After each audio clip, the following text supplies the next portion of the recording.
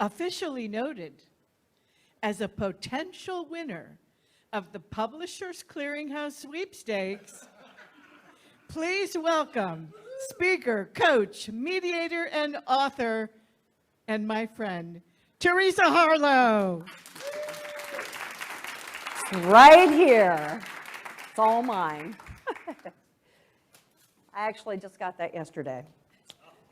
Anyway, what happened to civility?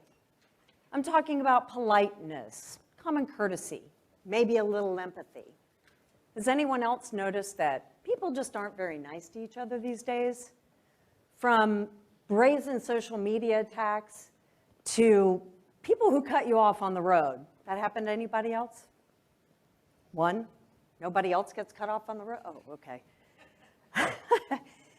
And how about those politicians? Have you ever heard one of them say something nice about an opponent?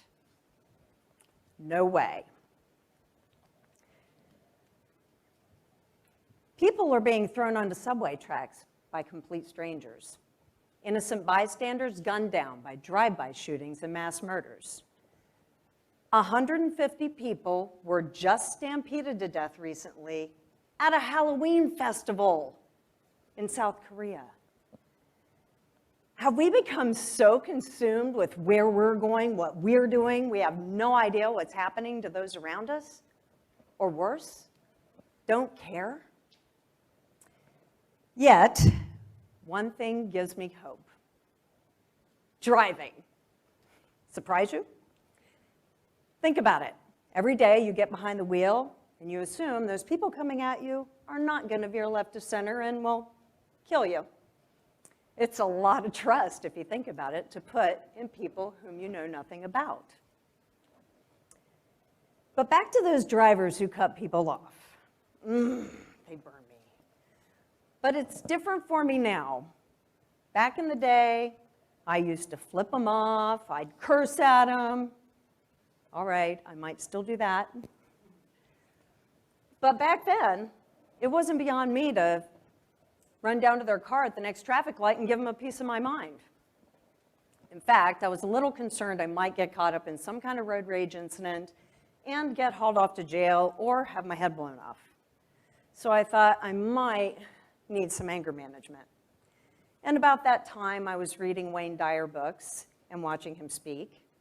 And he had a book called Pulling Your Own Strings, which I was reading, which talks about not being a victim of other people's behavior toward us.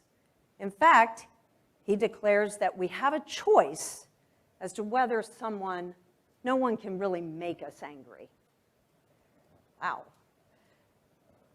In addition, he also talked about how every interaction we have with others influences everything else that happens after that. So it got me thinking, what's different when I get held up in traffic because I'm not maybe 20 yards down the road?